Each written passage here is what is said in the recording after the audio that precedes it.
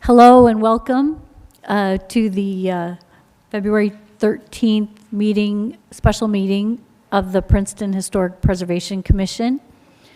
Pursuant to Section 13 of the Open Public Meetings Act, adequate notice of the time and place of this meeting was given by posting prominently on the official bulletin board in the municipal complex, 400 Witherspoon Street, a schedule of the regular meetings of the Princeton Historic Preservation Commission for the year 2024, which posting is to be maintained throughout the year, and by transmitting a copy of such schedule to the Princeton Packet, Town Topics, the Trenton Times, Comcast Cable of New Jersey, and by filing a copy thereof with the clerk of Princeton, New Jersey.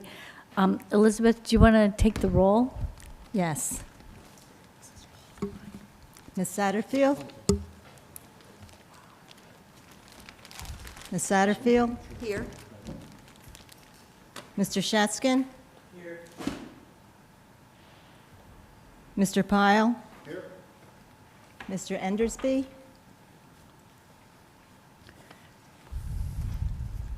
Ms. Friedman? Mr. Shore? Present. Ms. Capizoli? Here. And Ms. Howard has recused herself because she is a tenant with the applicant. All right, thank you. Just for an announcement, I'd like everyone to know that we have a hard stop tonight at 6:45 or earlier, depending on what's going on. So depending on timing, we'll be done between 6:30 and 6:45. We shall be back tomorrow, starting at 5 p.m., and we don't have any time restrictions for tomorrow. The application we have tonight is 344 Nassau LLC, preliminary and final major site plan and application for historic preservation plan review, Jugtown Historic District, NJNRHP Jugtown Historic District and Kings Highway Historic District, Block 3201, Lot 24, Zone NB AH02, P2322 308P 77HP 2023. Thank you all for coming. I would like to start off with our Historic Preservation Officer, Elizabeth Kim. She's written a report regarding this application. And from there, one of our commissioners, who isn't here yet, is supposed to give a small presentation. And then from then, I'll go to the applicant and have them give their application. And then we'll see if we have any time left after that. All right, thank you, Elizabeth. Thank you, Madam Chair. So the applicant, 344 Nassau Nassau LLC, has filed an application for preliminary final major site plan development and for historic preservation plan review for demolition for part of the building in the rear of the property to construct residential apartments with parking. The property has an address of 344 Nassau Street and further is identified as Block 32.01, Lot 214 in the former Borough RB Neighborhood Business Zone with the Affordable Housing Overlay 2, better referred to as AHO-2. There are no variances associated with this application.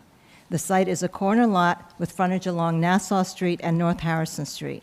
The property falls within the local and New Jersey and National Register of Historic Places, Jugtown Historic District, and the 66 wide district right-of-way along Nassau Street, also known as State Highway 27. Just so you know, that's a correction to the report, which references as 206, Kings Highway Historic District. Jugtown is classified as a Type 2 district on the Princeton Historic Preservation District and Buffer District Overlay Map. Properties within Type 2 are subject to preservation plan review for any changes visible from the public right-of-way. The application is the jurisdiction of the Planning Board, which the Historic Preservation Commission serves as advisory to their board, and shall provide their recommendations to their board in writing and through one or more of its members or staff who shall testify at the hearing on the application to explain HPC's written report. This project received a concept review at HPC's February 27, 2023 meeting, where HPC shared their comments with the applicant. The applicant also received a concept review from the Planning Board earlier that month on February 2nd. Today, the applicant is returning to HPC for a formal application review. The application is requesting the rear portion of the existing building to be demolished so that a new addition can be constructed in its place and beyond to develop 15-unit multifamily residential housing with parking by applying the AHO2 zone regulations. Request for demolition of a structure in a historic preservation district must comply with the required demolition noticing procedures as set forth under Section 10B 380, Section 5B, and Section 10B 390 of the Historic Preservation section of the Municipal Land Use Ordinance prior to the hearing. Such noticing shall state the intent of demolition through posting a notice on the property, publishing noticing in an official newspaper, and notifying property owners within 200 feet of the project site. At this time, I ask the HPC attorney if they've satisfied that notification so that they can take jurisdiction. Yes, I've had a chance to review their application, do finding that that's satisfied the notification and that the commission does have jurisdiction. Thank you. So to go over some of the history of this district and the property, so the Kings Highway Historic District connects Lawrenceville with Kingston through Princeton with portions of U.S. Route 206 and New Jersey Route 27. This historic roadway dates back to colonial times when Charles II of England ordered this roadway to be laid out to connect Boston with Charleston. The highway runs through 8 historic districts, 7 of which are located in Princeton. Now, the Jugtown Historic District is a hamlet community consisting of a cluster of historic structures around the intersection of Nassau Street and Harrison Street. The district extends along South Harrison to Pelham Street and to its west on Nassau Street, including Evelyn Place, ending near Prospect Avenue. The original European settlement dates to 1695 and was also referred to as Queenstown. Jugtown originated as a small residential and commercial center that developed because of its location at the juncture of 2 major roads, the principal highways from New Brunswick to Trenton, and a road to the mills at Mapleton on the Millstone River, and from there to Cranberry and Allentown.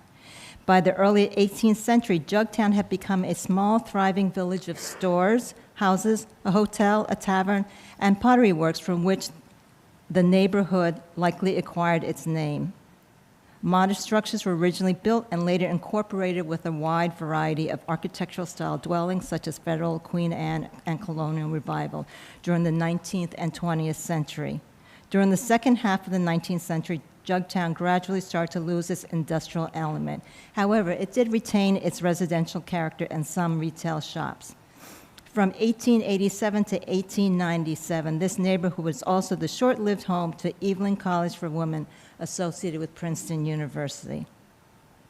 And I think that everyone can tell that the Jugtown Historic District is visually cohesive and distinctly different from the downtown Princeton commercial district along Nassau Street, which is referred to as the Central District. These streets mainly represent the residential components of the neighborhood that formed in the recent century, but not the separate villages it once was. Houses are, for the majority, situated close to the street, sit on small lots with small front yards and narrow side yards.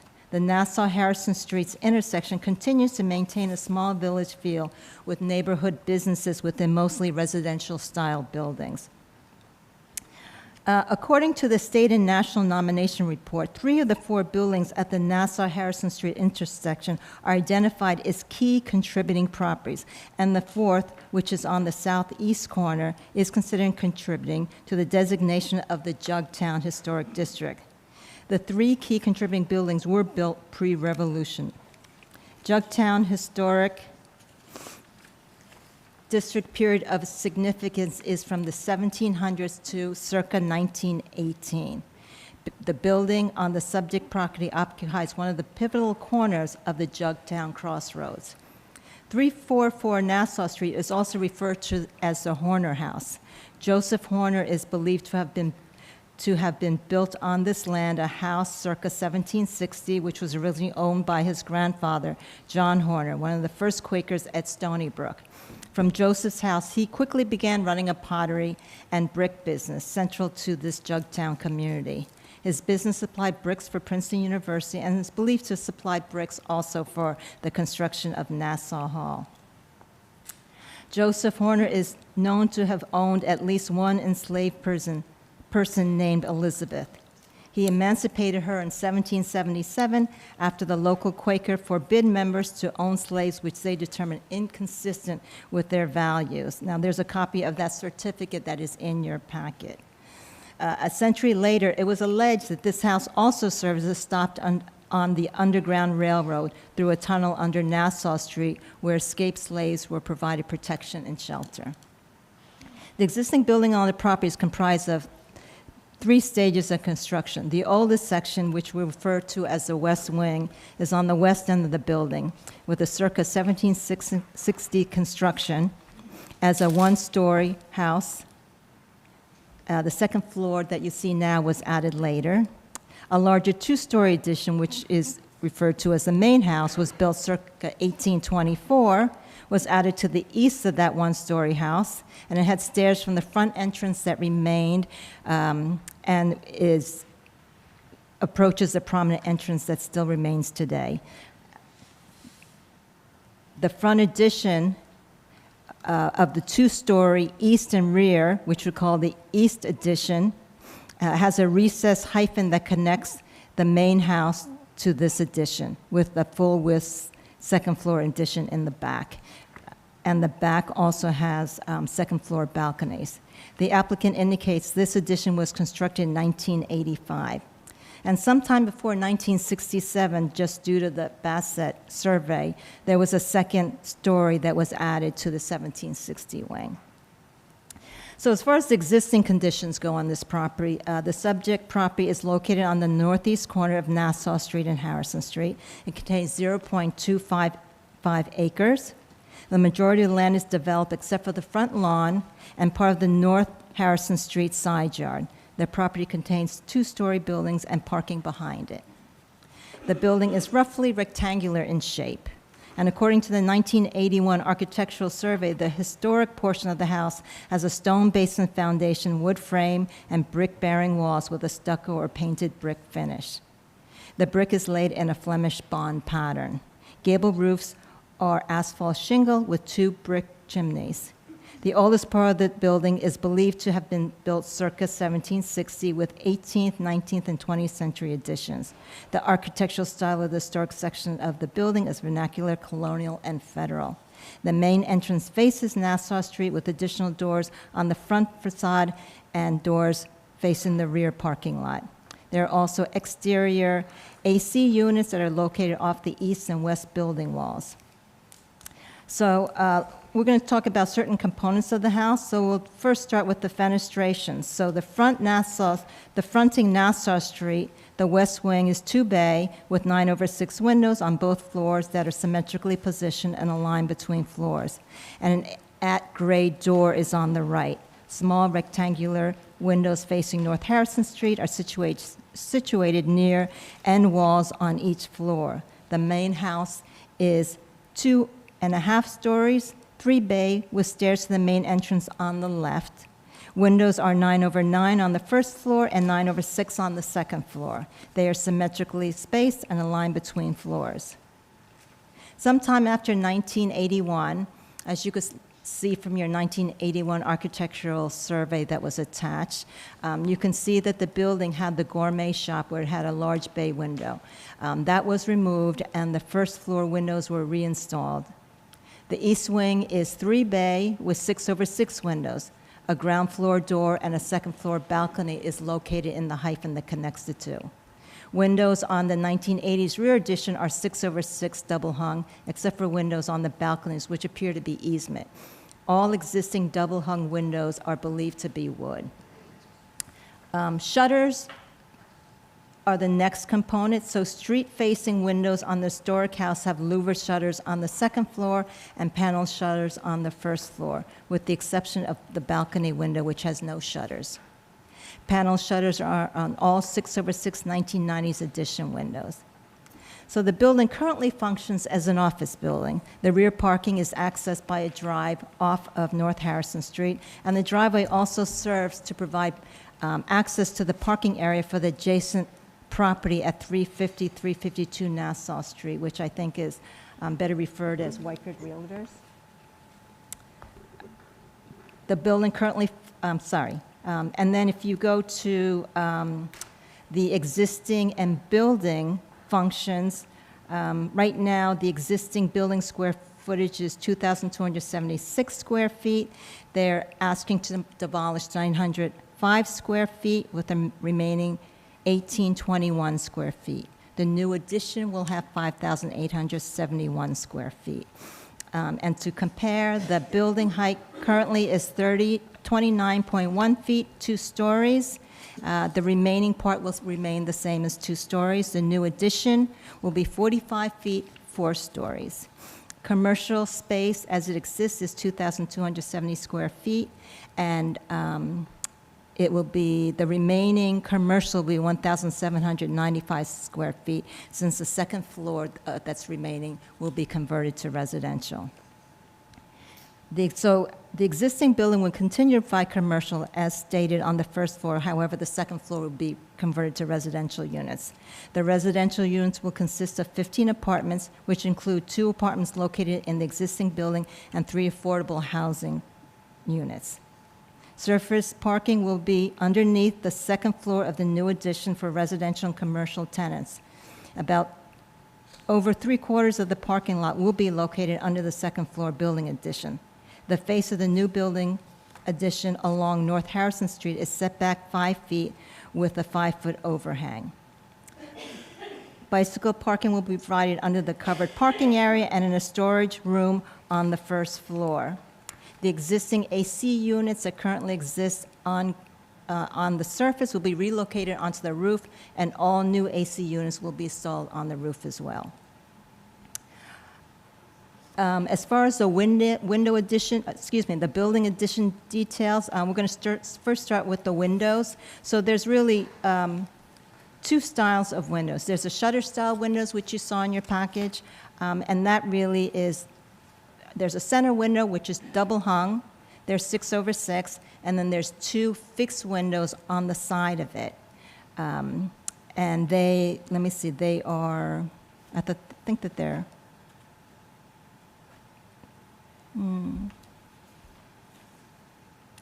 I think they're, are they 3-pane or 4-pane, Marina,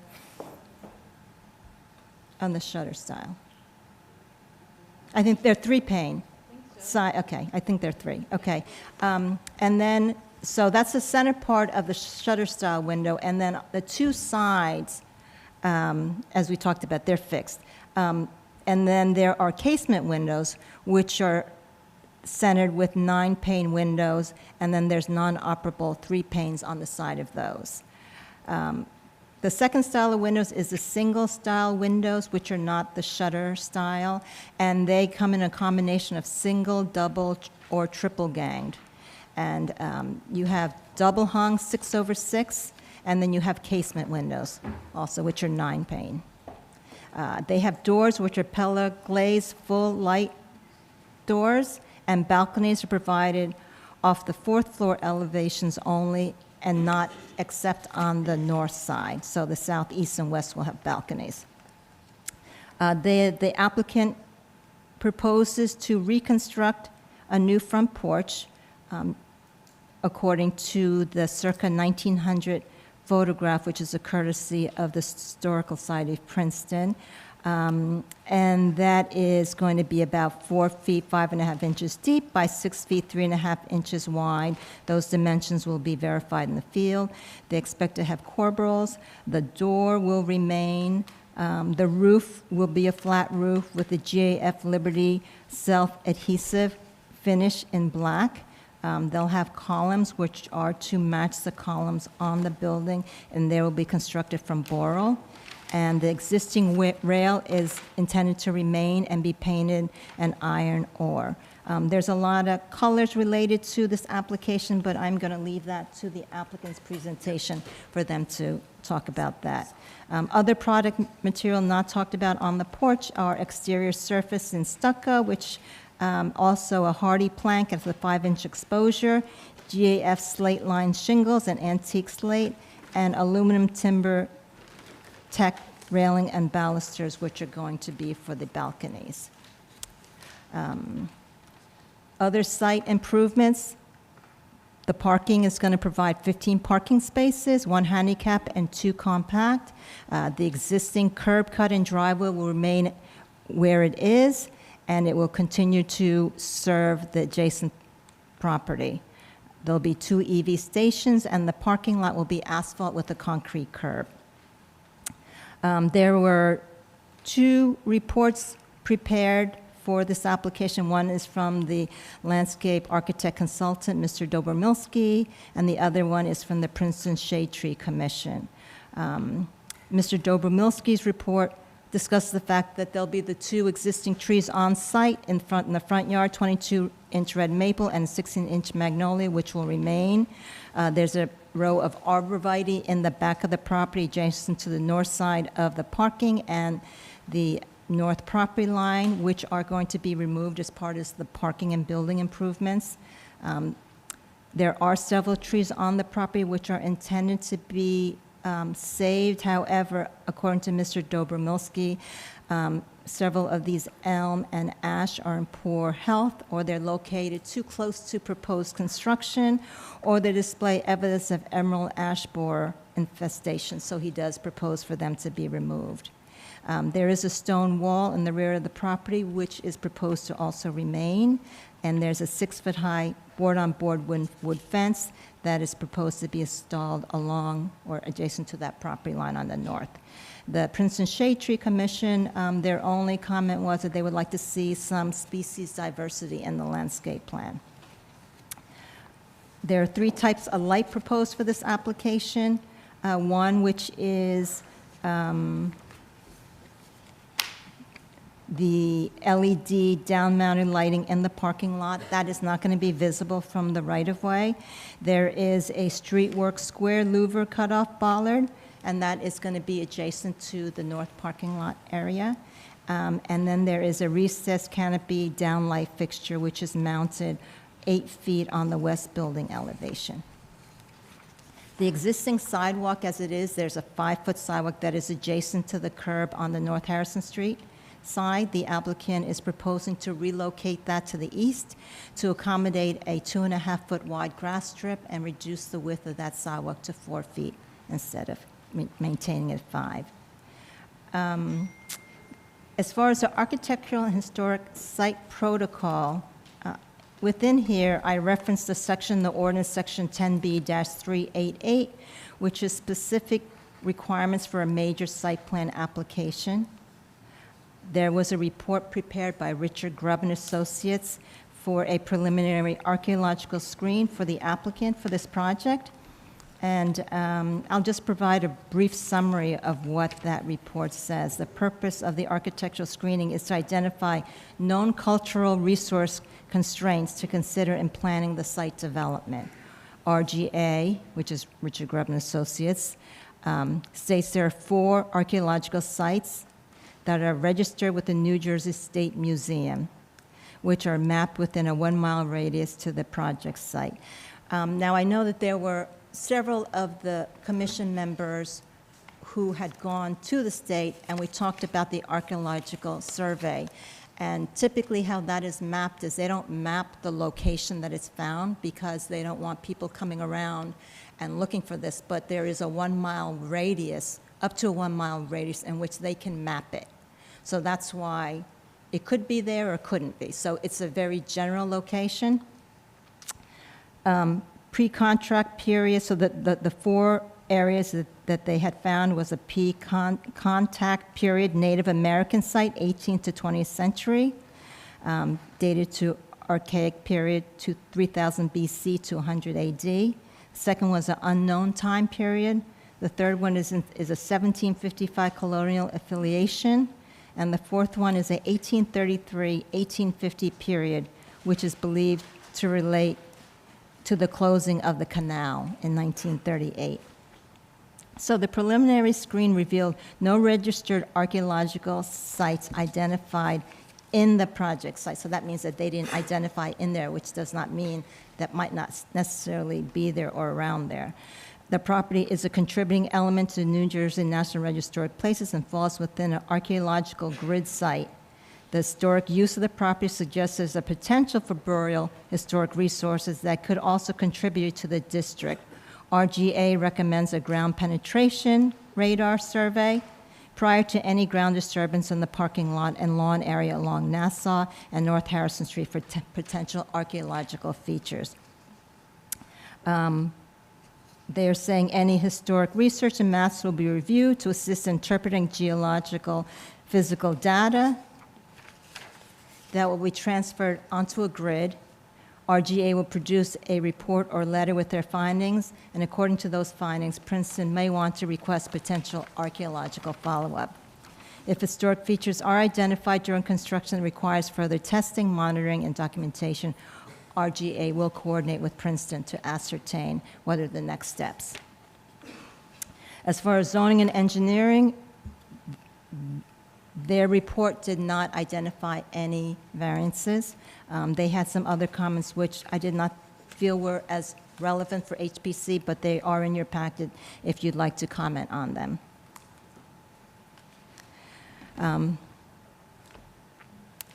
As far as the AHO2 overlay regulations, the regulations say it is not intended to incentivize the removal of such buildings, but the following properties require the retention of the street fronting buildings, which has a list. So 344 Nassau Street is identified by address, lot, and block on the required building retention list. And the applicant is applying the provisions and development regulations according to this overlay zone.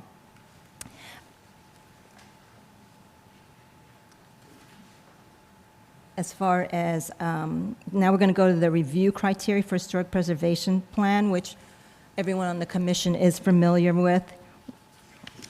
So we're going to just skip over that and then go to the comments and recommendations. So there's going to be a lot of testimony for this application. So in light of that, and also there's many public who would also like to speak,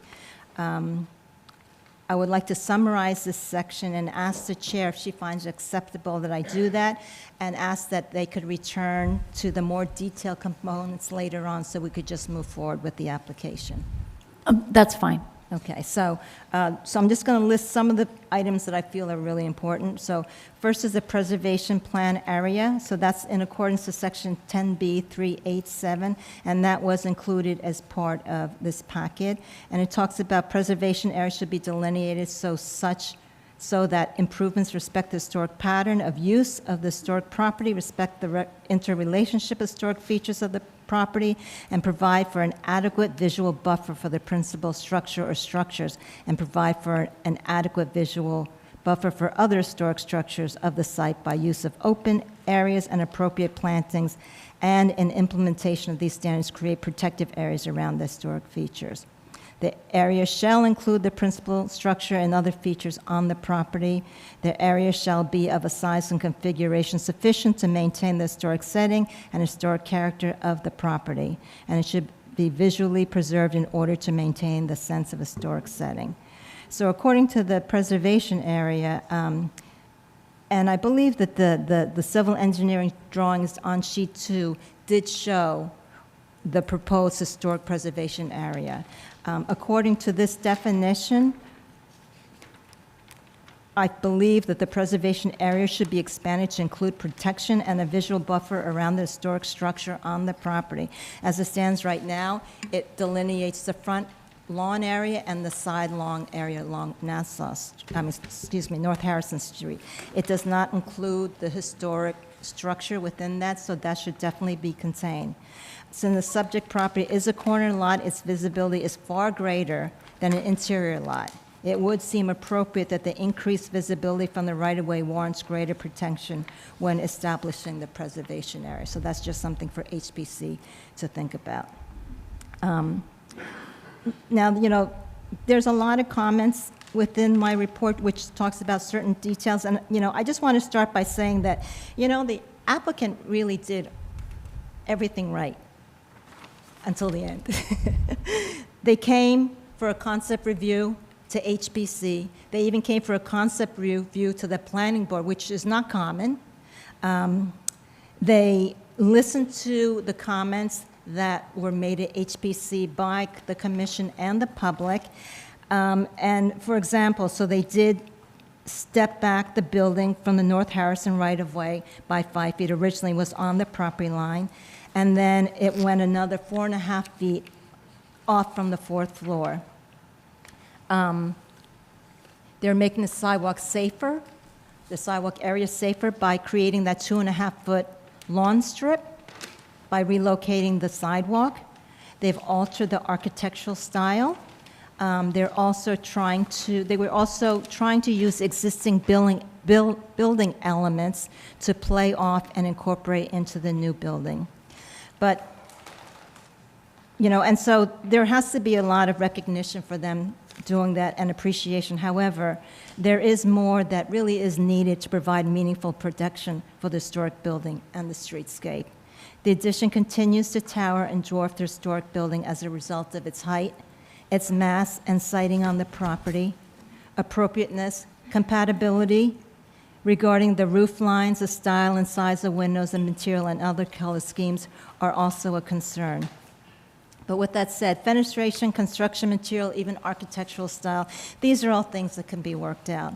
But the most impactful and biggest threat to retain the integrity of the historic building on this property is really, and its contribution to the 4 important structures on the pivotal crossroads that created Jugtown is really considered to be twofold. One is the building height, lack of adequate side yard setback from North Harrison Street, and the absence of preservation area protection around the building to preserve a sense of historic setting. The second is retain the historic exterior wall. When the 1980s rear addition was built, the original exterior wall of the historic building was preserved and functioned as an interior wall, separating corridors from office spaces. The exposed brick has a running bond pattern with a header course every 4th row. The header course is glazed brick in a green color. The exterior wall is the original fabric of the historic house and should be preserved.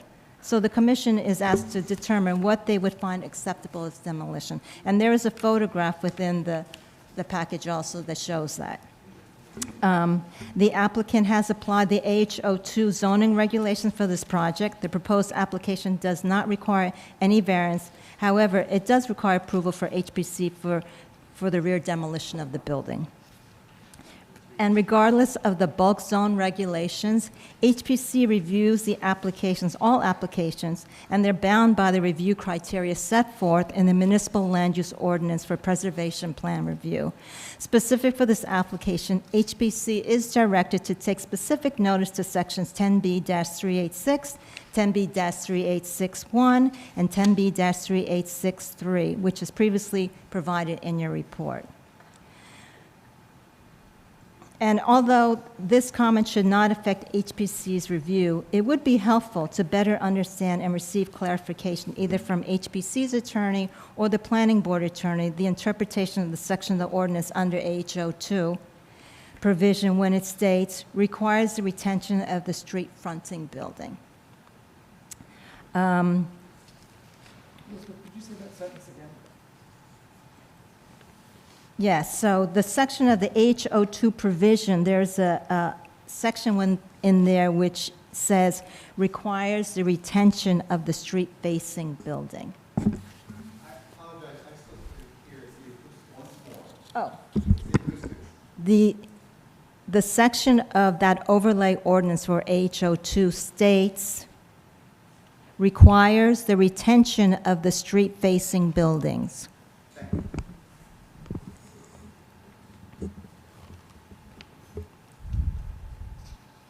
So after reviewing the criteria for the two historic preservation nominations, the evolution of the districts and the historic preservation review criteria, HPC is asked to determine if the proposed improvements to the property are appropriate with minimum degradation to the historic building on the property, to the streetscape, and to the two historic districts, and if they meet the Secretary of Interior standards in which HPC ordinance is derived from.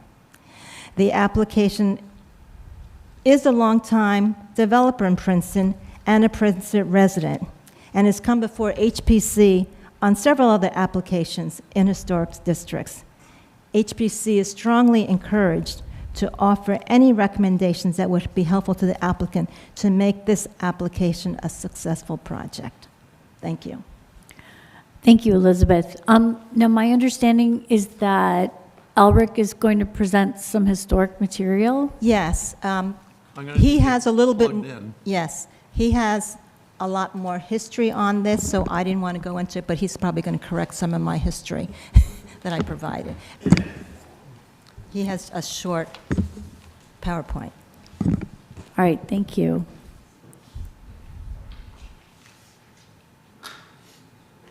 Where's Elwood going? His desk, I think, to be able to plug in his computer for projecting it behind us. Oh. I think. You know, I think I need a hearing aid. I couldn't hear, I heard her, but I couldn't distinguish what she was saying. Difficult in here. It's difficult looking at. Yeah, it is. Did you have trouble understanding something?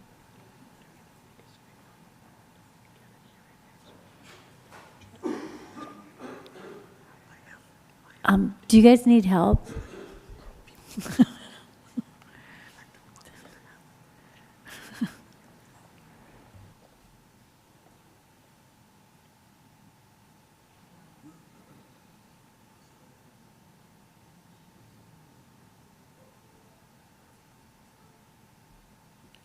you go through this, that at some point in your life you realize that all your friends are about 15 years older than you? And that at a certain point, that becomes critical? Yeah, that's right. Yeah. Like I lose friends. When I go to the old guard, I look at the men in behind, and every one of them have hearing aids.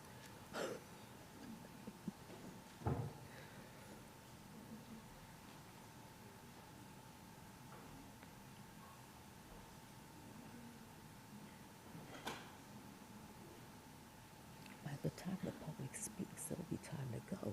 I know. I hope we can do that. Maybe that's why we're doing it tomorrow. Mm-hmm.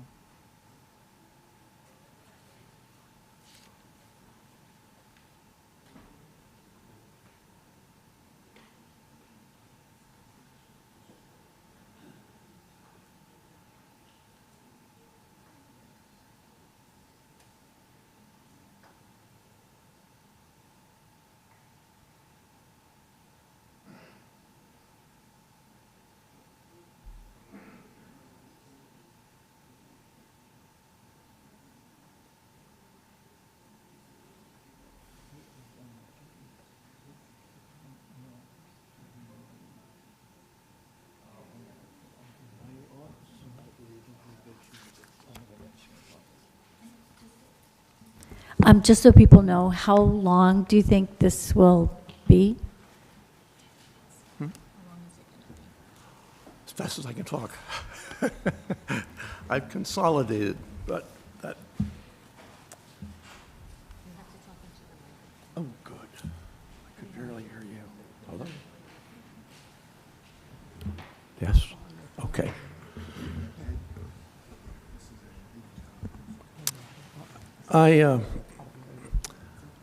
I've lived in Princeton all my life, or I was born in Princeton. I remember this place as the Gourmet Shop. I've always had an interest in it. When I realized that there was a proposal to do something with a lot, I got interested in trying to learn more about its history. And starting last summer, I've tried to get get to know the building a lot better. Okay, so this is the Horner House. I call it that because it was the Horner family that built it. I'm going to start with some maps so that you can get some idea of its location, because it's really part and parcel of the history of Princeton. Can you hear me, by the way? Hi, good. This is the earliest of the maps I'm showing. Just take a look at the space between Kingston and Princeton, and about halfway along the Kings Highway, the Indian Trail that had become the Kings Highway, you'll see what looks like a tail heading south. That actually is now Harrison Street. And the point where the road seems to end is the confluence of Stony Brook and the Millstone. And I bring that up because there was a mill there from very early times, which would be elemental in at least a portion of the construction. Okay, now you actually see Jugtown mentioned on this map. This is actually a late 18th century map, I believe. The buildings are not necessarily exactly the buildings that were there, but you'll notice that to the left of the sign for Jugtown, you'll see the sign for the pottery, and you'll see that the road now extends to Allentown, and actually to Cranberry, and spikes off to Allentown. So it was already an intersection of two important roads in the area. Orientation here, this is looking north and south. And I bring this up not only because the buildings on the corner are all there, but because of the natural topography, which allowed for there to be, down in the lower right-hand corner, a brickyard, elemental in the construction of this house. To the north, a quarry, one of two eventually. There's a good deal of stone in this building, and keep in mind that the wood could have been provided from the mill just to the south or to the east. I used the trees to help to date some of these photographs. I would have thought this was later than some of the earlier ones, but the size of the tree is the smallest of its that you can find at that point. I'm guessing this is about 1900. And you'll see the two massings of the larger and smaller sections, otherwise known as cow and calf in New Jersey. This is another map. You can see this tree's grown a little bit. By the time this was photographed, a porch had been added to the front. We'll see some other changes as time goes by. What I remember as a kid was that this was the gourmet shop, and they had put this large display window across the front of it, covering up, as it turns out, the original windows. The sash remained, the openings anyway, remained throughout that period when it was an enterprise. You can also see that a second story has been added to the smaller wing to the left. So I wanted to look at features just to get to know the building a little bit. The doorway to the left intrigued me for years because it seemed to have some relationship to the one diagonally across the street where Michael Graves' office is today. If you look closer, however, you'll see that, oh, I've got a cursor. There's a lot of tinkering that's gone over here, and really this is looks more like a box crown molding than a doorway embellishment.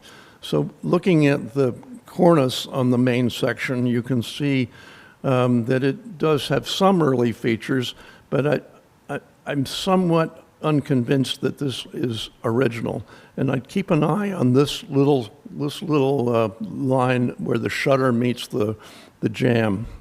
As far as the brick construction is concerned, you can see a water table here. On the front of the house, it's brick. Below that water table to the side walls and the back, it's stone. Above this, the bricks are laid up in Flemish bond, as a lot of the major buildings were along Nassau Street. Here's the corner, and actually it changes from the Flemish bond on the front to a different situation on the sidewalls, where you get two different coursings. Just you'll see this better in the future. Let's keep moving on here. Can I do that? I found this interesting. This was, of course, obscured in my youth by that large window. This is a central window on the first floor, but you'll see ghosting of something that was there before. And in fact, that points out an original feature, which is this whole notion of the lintel and the decorative element above the windows. Where would they have known that? It was introduced in some ways by the architect Robert Smith, who was prominent as a Philadelphia architect and was responsible for the designs both of Nassau Hall and the President's House, later the Dean's House, now McLean House. These engravings were made in the engravings were made about 1764, but the buildings themselves were completed, I believe, in 1756 when the College of New Jersey moved to Princeton. There, again, is the President's House. That's taken before the wings were added and the porch on the front, but after the roof had been raised about 3-4 feet above the lintels on the second floor. Another example with those keystones and decorative lintels was on the Washington Arms Tavern, which was about where the Tiger is now on Nassau Street and survived until the construction of Palmer Square in the 1930s. And I guess the one that we all know best is Bainbridge House. This is a wonderful photograph that was elemental in its restoration in the late 60s when the public library moved to its new location on Witherspoon and the Historical Society of Princeton took it over. You'll notice that there was a kitchen wing. In some cases, it looks as if it may have been detached. In other cases, there seems to be evidence that it was attached. But the decorative motifs persist, as does a Dutch door on that wing as well. You'll notice, too, on the second floor that the cornice, both on this and the Washington Arms, sits directly above the lintel without the central keystone being as prominent as it was elsewhere. So does that mean that this feature was introduced in the 1760s? Connie Greif gave that date to the house. But in fact, this is the barracks, which is much older, maybe the third oldest building in Princeton Township now. It was a farmhouse. It was a Stockton house, and it's first mentioned in a deed in about 1710. And yet, here's that same feature on that house. By the way, what's now the front of the house was originally the rear. Like most farmhouses in New Jersey, the photograph on the bottom was actually the facade of the building. This is another early feature, Quaker, that came up and is seen on the corner there. The building on the left is down in Salem County.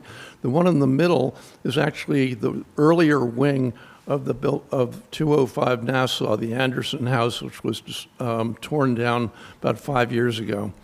And the one on the right is the John Scott House. There were earlier owners, but it belonged to John Scott when it and the building, Anderson House, among about 47 other buildings in Princeton, were offered to the Continental Congress for housing the delegates and persuading them to come to Princeton rather than another location in 1783. That is the building, the John Scott House. And again, the tree informs us as to the order in which these photographs were taken. There's a kitchen wing on the two examples on the left, but it's not original, as you'll see in a minute. And in the 1950s, when the shopping center was built and Harrison was widened and improved, it was moved to the other side of the house. Oddly enough, though, what you see on the right in terms of the eastern wall of the building is closer to the way it was when it was built than the century or so when the kitchen wing was in place. Oops, go back.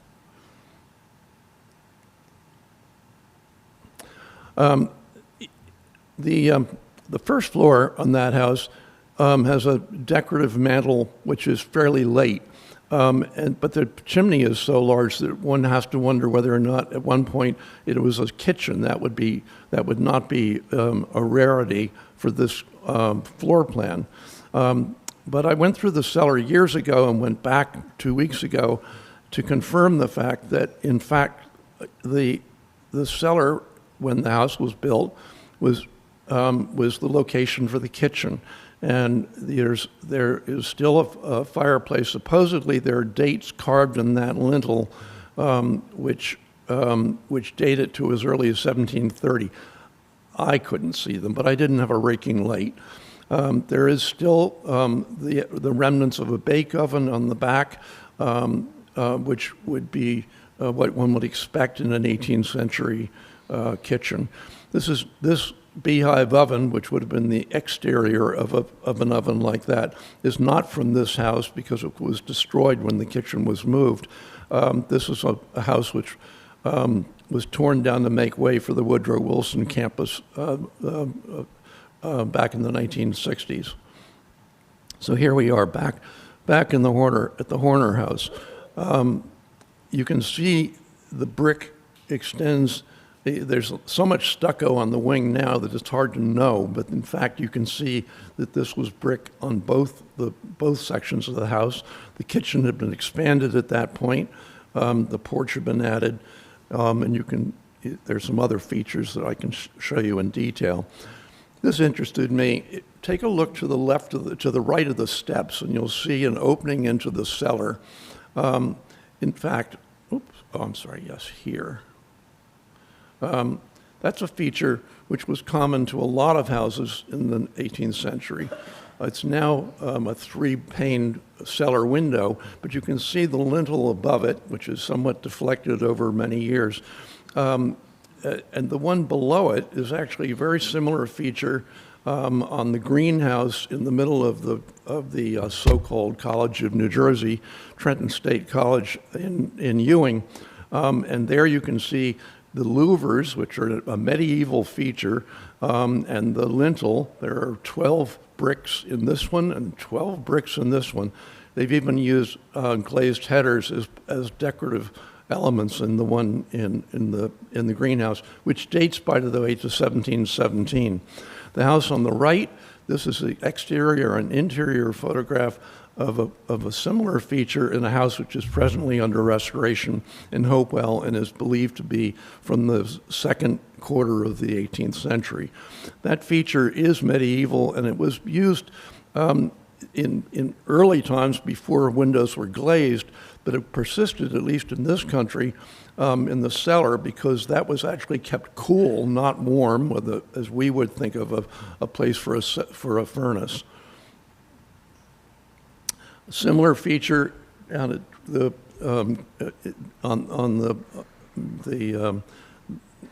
Horner House on the top reflects one which is also on the greenhouse, 20 bricks into each of those. And this seems to have an opening, larger opening into the cellar. This one was long since closed up. So what's going on? We've all heard the story about the Underground Railroad. I went through the house 50 years ago looking for it because some of the people I interviewed for the oral history and the Recollector told me with very specific credentials about the possibility that there was an opening which led to a passageway under the street to a hay press. I quite honestly didn't find that. But I did examine the cellar, which is now much better lit than it was when I was 50 years younger. Good thing.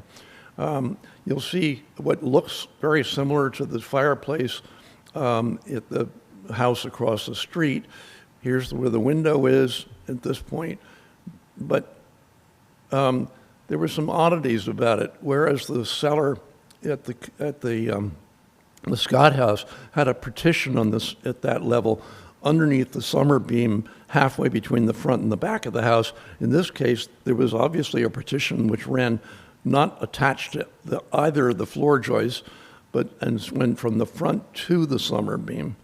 And then we discovered that there actually are, let's see, I'll use this pointer, there are vertical lines here which were openings to a much larger access to the cellar from Nassau Street. Now, is there a possibility this is where the passageway was? Frankly, I doubt it, but I introduced it because I hadn't seen it when I looked years and years ago. This is the floor plan. And my conjecture is that the kitchen wing is not the original part of the house, as was conjectured by Connie Greif, but in fact was a later addition. Was there a kitchen in this side? No. But this is what happened soon before when the kitchen was added. The kitchen here had no cellar underneath it, but they continued to use, in my view, the cellar underneath from the original building. It would have been cumbersome either to come out and go around and up the front door to whatever to be able to access the kitchen to the rest of the house. And in fact, if you get a little closer, you'll see, and this is another feature, you can see how much simpler the fenestration is on the kitchen at the Horner House than at Bainbridge House. This, though, is more telling to me. There's the kitchen door, which is still there, and you can see it in a photograph from 150 years ago or so. And there's the new bulkhead, which led to the cellar, immediately adjacent to the door to the kitchen. And I think, in my view, this is what it might well have looked like at some point. I'm conjecturing about the beehive oven, although the fireplace is large enough that I surmise, and you can see on some of the early photographs that there seems to be evidence of that. But I do think that at this point, it was valuable to be able to get from the kitchen down to the cellar where where vegetables and dairy products and whatever would have been stored. As far as a porch was concerned, both Dutch and English houses in New Jersey very often with a lower story will have a flared porch, and that would have protected you getting from one to the other. This is that pier that appears in the cellar of the original part of the house, and there you'll see beams which are integral to it. They supported the hearth of a fireplace above. This was common in New Jersey, and if in fact it's wide enough that it would suggest that there was a cooking fireplace above it. But what's going on here? Above that, you will see a diagonal, and the diagonal actually, and you'll see it here. This is where from the first story up, the chimney would have been rebuilt from having a cooking fireplace against the outside wall, which is common in many of these houses, to a corner fireplace, which would have been considered more suitable for a parlor, which is probably what this room became after the house had a kitchen. And that's approximately what I think the house looked like with those two sections in place. Now getting to the main section and the earlier section, in my view, of the house, the front wall is pretty disappointing. The transom is actually almost identical to the one diagonally across the street. I don't know if it's original or not. The door certainly isn't. This is an late 18th, early 19th century door. But the moldings here are 18th century, and the chair rail is simple, but I suspect may be original. And don't forget, this was a Quaker house. I never got into the two rooms on the first floor, which would have had the corner fireplaces. The ones I'm showing would have been typical of the time. Whether or not that's what was done in this case, I can't tell you. This is from Bainbridge House. This is from Glencairn, a house that dated from that same period of 1762. One of the really wonderful features, though, which is which has survived throughout the long history of this house, is this really lovely staircase, 2 balusters per step. You'll see, by the way, that the floor has been replaced. The first step is about 1.5 inches shorter than the rest because they put a white pine floor down on top of the yellow pine floor, which you can see in the cellar. But I want to dwell a little bit on this feature. When the house was renovated in the 1980s, they closed off access from the first to the second floor. However, the whole thing is there. Every single piece of it's there, except there's a ceiling that's been built in there, which you can actually see here, and the full run of the stairs exists. Again, simple. It has, instead of having turned newel posts, as you will see on the 2 examples on the right, it has a square post and a square, simple pentametal newel on top. These 3 buildings were all very close to each other, and they're all simpler than some of the higher style buildings like Bainbridge House or Beatty House or the Anderson House. This is actually what I think of as stuff and nonsense, the Stotts haircutting place on Moore Street, opposite the Catholic Church. And it was the home of Captain Moore, who actually battered down the door of Nassau Hall the day of the Battle of Princeton and got the British who remained there to surrender. This one is a building you wouldn't think would have this early feature, and I'll show you which. It's this building right here on Nassau Street, 18th century, doesn't look it. And the same thing with the building on Moore. One of the lovely features that exists at the Horner House is the fact that these balusters, there's an engaged baluster at wherever it encounters, whenever that run encounters a newel post. In those days, they had turners who would have been doing this sort of work for numerous buildings and probably had enjoyed putting their own stamp on the designs. These are 6 different balusters, all of the same period, but slightly differing one from the other. 4 of them were on Nassau Street. However, I've actually found one which is exactly the same, and it's way up in near Wurtsville in Hillsborough Township. Whether or not they came from a pattern book or the same turner, I don't know. Okay, so here we're on the second floor. As you'll notice, there's no access between the garret and the main part of the house. Garret would have been considerably lower because it was down several steps and it had much lower roof line. If in fact there were definitely enslaved people who lived in this house. One of them was given her freedom by one of the Horners. But that probably would have been the place where whoever was in charge of the kitchen would have had a place to a billet.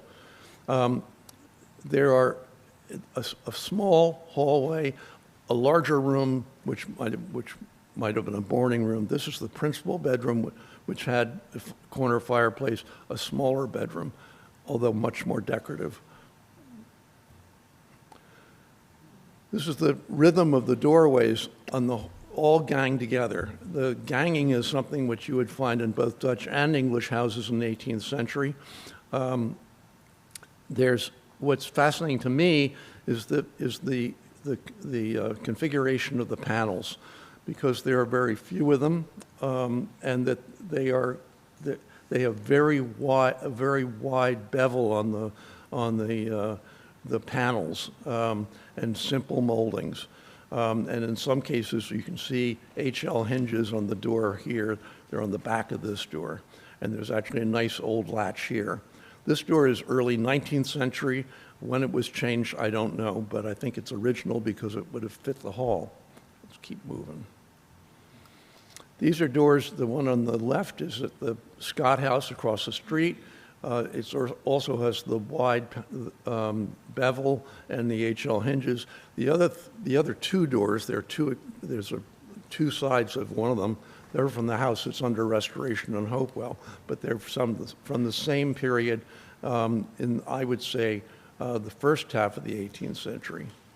Corner fireplace. The one in the bedroom is ridiculously inappropriate. It is period, but even the firebox from the original one survives behind the marble. And you can see, if you were a little closer, a wider apron for the hearth. This chimney breast existed across the street at the Scott House. It has disappeared within the last year. And this is one from Glencairn. But you have a better idea of the possibilities of a fairly simple mid-18th century fireplace. Here are the doors that I showed you before, or the one on the left is.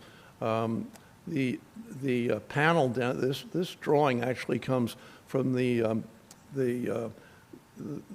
book which came out as a manual of sorts for from the Carpenters Company of Philadelphia in 1786.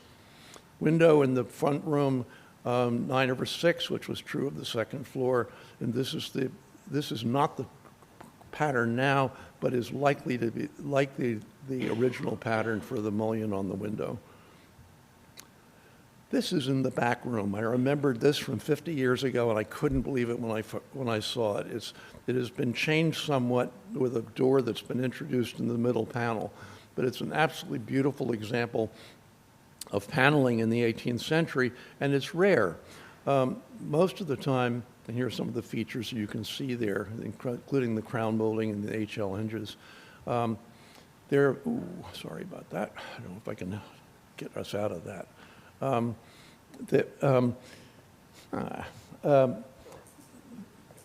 In most cases, if you've got a paneled wall, it would be on the wall with the fireplace.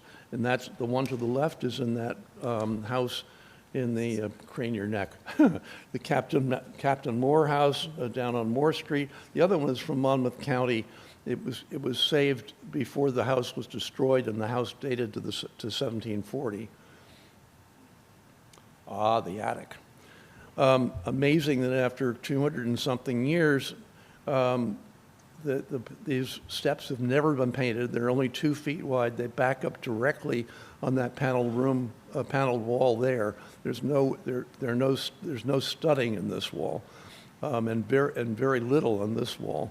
But what's wonderful for this unpainted facility is that somebody has written in there, somebody being D. Olin, painter, inscribed it in huge letters. You can see a little of that there. It's so close to the wall that I couldn't get a direct shot. And this was painted this way in July of 1855. It's sort of wonderful feature. Mounting those steps to the attic, you'll see some early framing features. A pattern with the tenons on the joists over that back room, which would be drilled out anyway, but I've never seen that elsewhere, of actually seeing the opening that was created as a mortise larger than the tenon. And down below, this is an HL hinge, and there's some graffiti up here, but I personally couldn't read it. And that's the back of the paneled wall, and either the original paint or the paint that our friend Mr. Olin added in 1855, hard to tell. Finally, to the attic, that very narrow steps. The original floor survives. I put my tape down. One of the floors is 20 inches wide. This is yellow pine. The chimney was changed in the 1980s and then was changed back in the 1980s from an earlier furnace chimney, which persisted in the late 19th century. Originally, as low as that attic is, it actually had collar ties at about 5 feet 4 off the floor, and you can actually see where the ties were half dovetailed into the rafters on either side.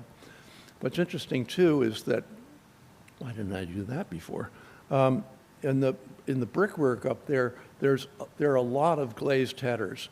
And I'm realizing that all these bricks came from almost a stone's throw away, the brickyard down the street.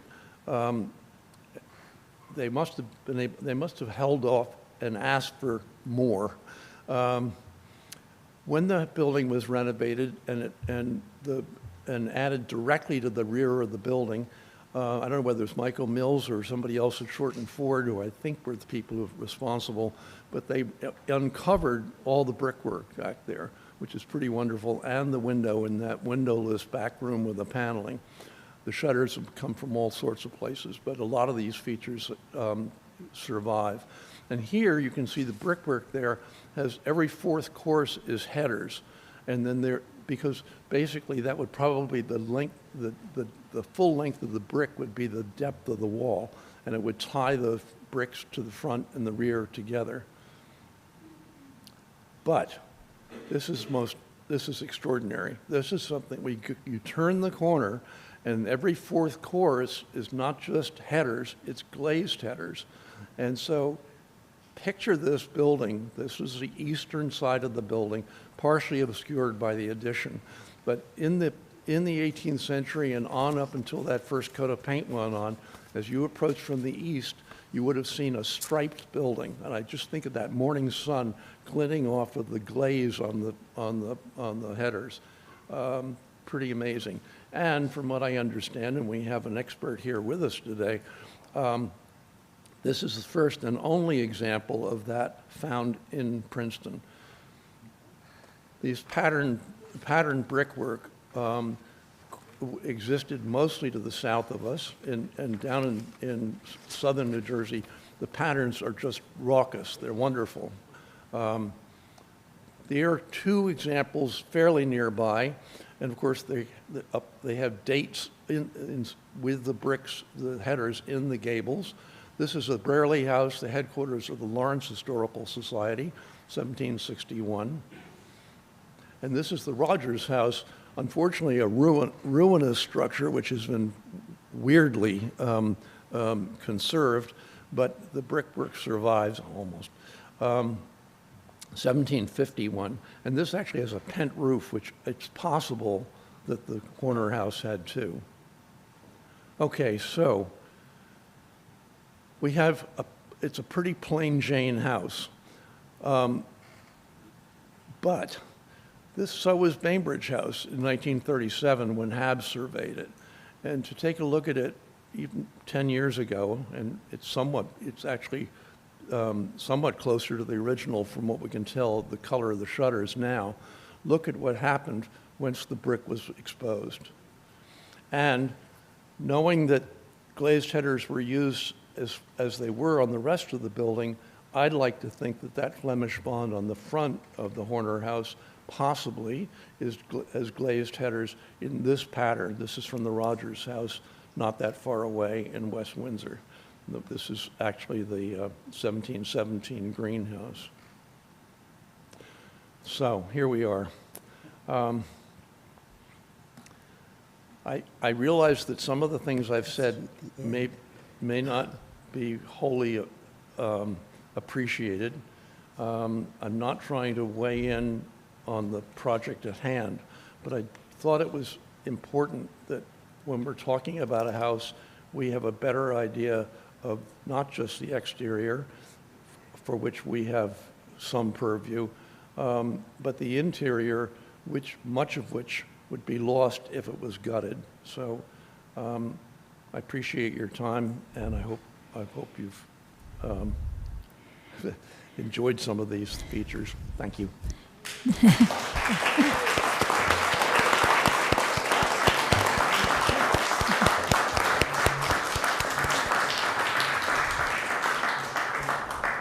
Thank you, Alric.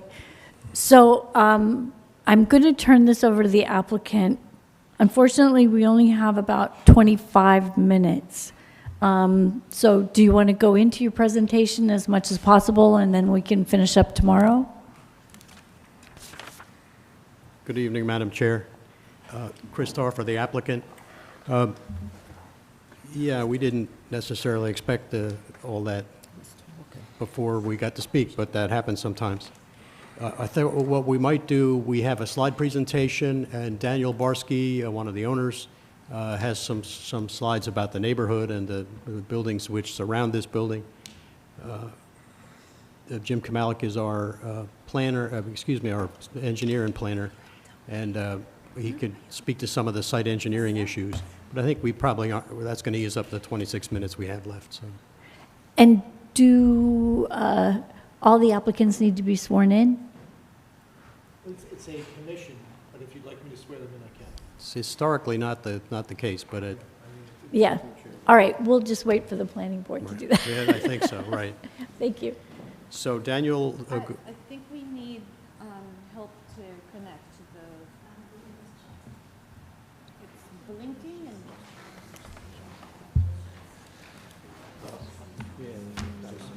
Oh, all right, Elizabeth pointed out that because we have a demolition section that we will be acting on, or not, or whatever, that the swearing in should happen anyway. Just to be safe. Fair Mr. Tar, enough. who's your first witness? Daniel Barsky, Daniel, B-A-R-S-K-Y. Mr. Barsky is the owner. Yes. Mr. Barsky? There you are. Mr. Barsky, please stand. You solemnly swear the testimony you're about to give is the truth, the whole truth, and nothing but the truth, so help you God. I do. Mr. Barsky is sworn.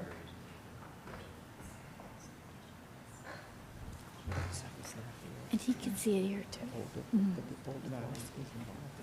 Having said all that, the computer's not quite ready. It's showing, and the gentleman said he needs to get a different. Oh, a different cord? Oh, something just, right? All right. Wiggle that cord just a touch.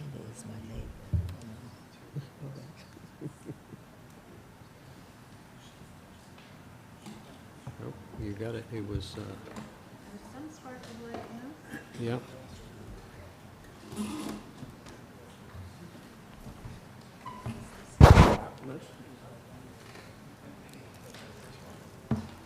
Okay, take Elric's cord.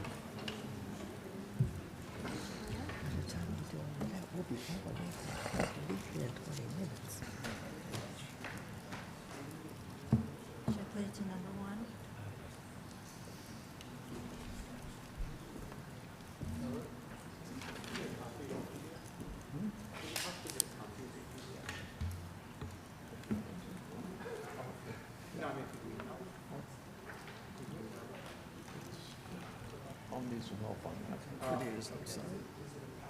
I know.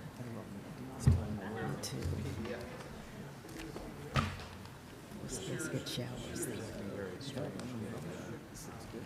Showers and then the sun comes out. Give me your thing, at least I'll start today. No, wasted. I'm not a sworn in. I don't play around. A friend of mine, Battlefield. I couldn't see it, because I heard it on channel 3 News today. Okay. But we're gonna have to sort this out tomorrow. Slideshow. It is, but Okay, 20 minutes, sorry. Yep.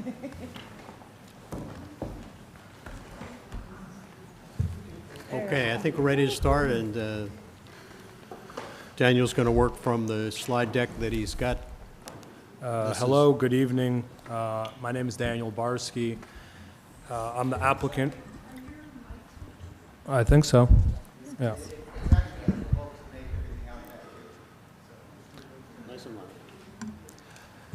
Good evening. My name is Daniel Barsky, and I'm the applicant for the proposed project on 344 Nassau Street.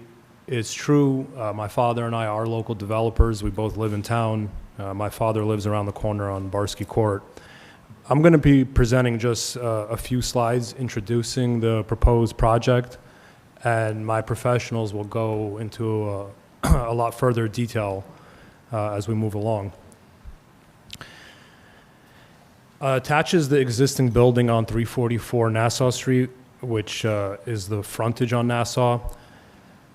As illustrated in this photo, the historical part, which is off to the left, is underlined in red. which is the historical part of the building. The rest of it is a more recent addition built in the mid-1980s. In the rear, visible from Harrison Street and a portion of Nassau Street, is an existing parking lot that services the currently occupied office space, and there's currently offices on the first and second floor levels. Everything that you see in this picture from the rear of the parking lot is part of the mid-1980s addition. This map here illustrates the historical zone, which is outlined in blue, and the AH02 zone, outlined in yellow. The blue star indicates the property on 344 Nassau Street, which is at the very edge of the historical district and in the middle of the AH02 district.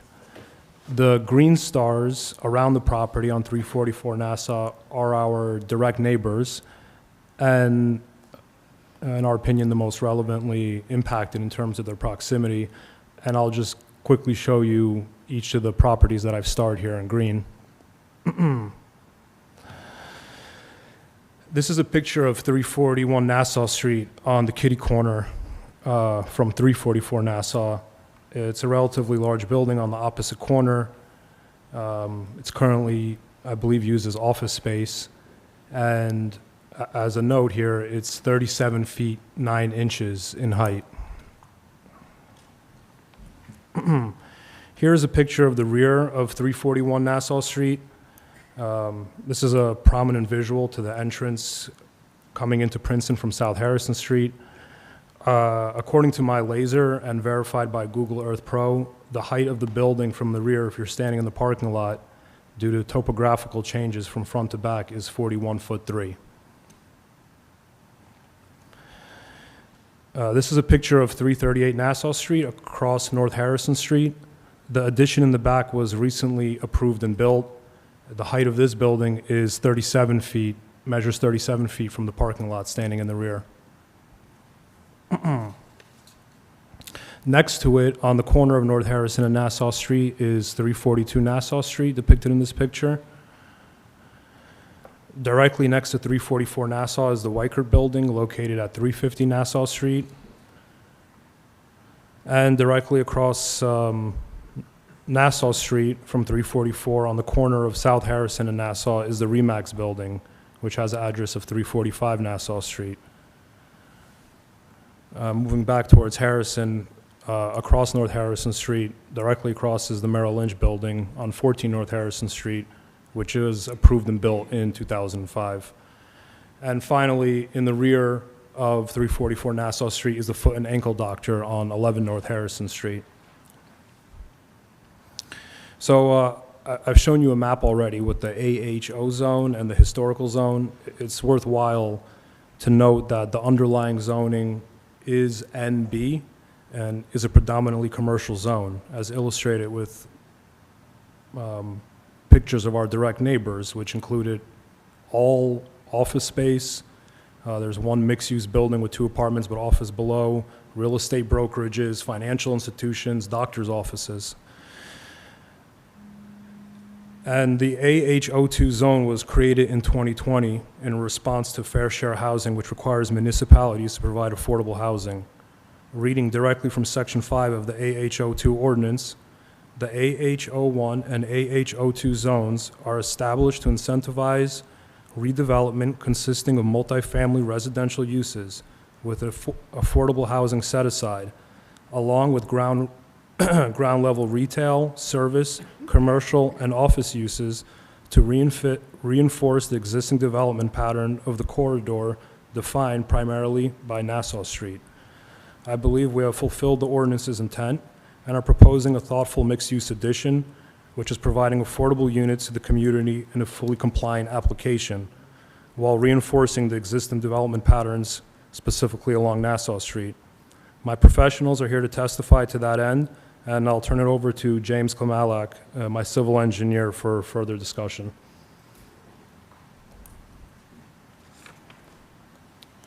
Swear in. Could we swear Mr. Kamala?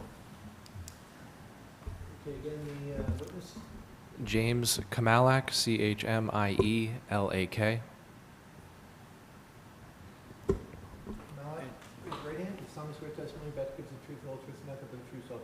Yes, I do. Thank you. Mr. Malik, you're a licensed engineer in the state of New Jersey. Your license is active.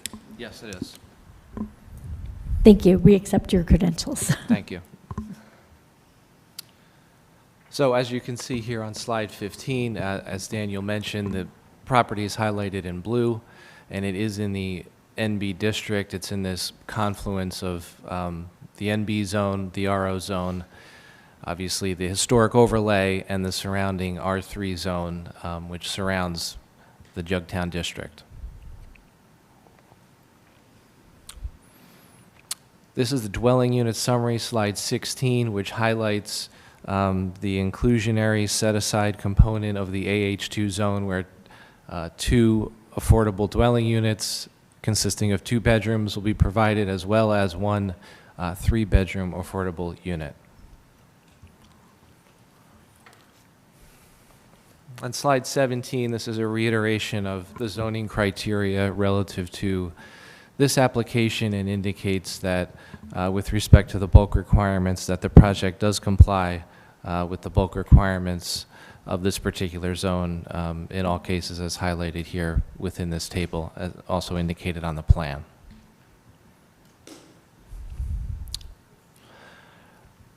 The project, as previously mentioned as well, the existing condition contains an existing at-grade open-air parking area. The proposed project contains parking that will be covered with the proposed addition constructed on top of that parking area, largely in its same existing location as presently exists. And this table parking summary, slide number 18, indicates that where a total of 15 parking stalls are required pursuant to your ordinance, the application does provide 15 parking stalls, and therefore it does comply with the parking requirement. Slide 19 gives an overall view of the existing condition. This is the existing survey, highlighting the lot with the perimeter blue line that is coincident with the property lines on all sides here, and in the peach color along the Nassau frontage, and at the corner also abutting Harrison Street, you can see the limits of the overall existing building that contains both the historic portion as well as the 1984 and 85 addition. And then slide 20 here, this is reflective of the details on the site plan that you have in your packet. Again, I'll start from the Nassau Street frontage. You can see that there is an existing pedestrian sidewalk that fronts on Nassau Street, and then we have the frontage of the existing building, which is in the orange, darker orange color across that frontage. And then this indicates the proposed condition with the yellow color in the central portion of slide 20, which highlights the limit of the proposed addition at the rear of the site, or in the northerly portion of the site. And as you can see, underneath that addition, we are maintaining a 15-vehicle parking area that is generally coincident with that existing condition, and to a large extent fully covered.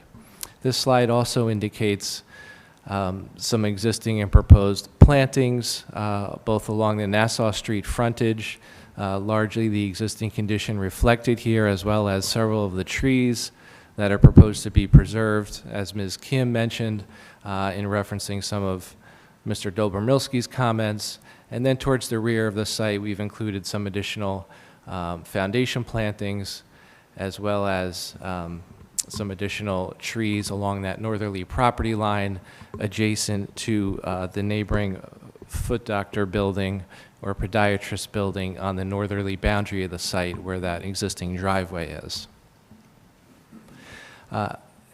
Another important element to notice here is along the westerly boundary or the Harrison Street frontage, some of the modifications that we made based on input received from the municipality and residents was to try to improve The pedestrian circulation in a north and south direction along the Harrison Street frontage, and currently the existing sidewalk is 5 feet wide, and it directly abuts the existing curb, and with the existing foot traffic in that location, it does provide sort of a negative condition or an intensity to pedestrians traveling in close proximity to that travelway or that curb line. So what we did was we proposed to install a grass strip or parkway between the curb, move that sidewalk, reconstruct it to the east slightly to provide that planter strip to move pedestrians away from the travelway, and then also that follows in harmony with the sidewalk as it traverses to the north of the site towards Hamilton. Next slide. I should mention on this slide, slide number 21 as well as slide 20, that the driveway apron, as Ms. Kim mentioned, is going to be maintained where the existing access is currently exists today. That location has generally been maintained in that same location to access the proposed parking area as well. And this slide also indicates the limits of the existing historic portion of the building, which is the left half of the orange existing building along the frontage, and then the right half where that central door is further to the right. That's the 1984 and 85 addition. And we've highlighted on this plan the historic preservation area, at least at the exterior of the building, that is coincident with the historic portion of the building. So this particular slide 21 includes that historic preservation area. Certainly that can include the historic portion of the building and be extended northward to cover the historic portion. But this slide does indicate that with that red boundary and yellow highlight, the historic preservation area on the Nassau frontage as well as the Harrison Street frontage adjacent to that building. Next slide. Yeah.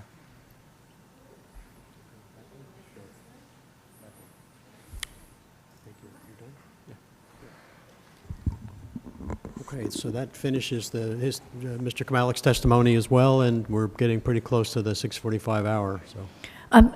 Yes, if you guys don't mind, we could start up at 5 o'clock on Tuesday and take it right from here. We look forward to it. All right. Thank you so much. I guess we'd need a motion to adjourn. So moved. Second? Second.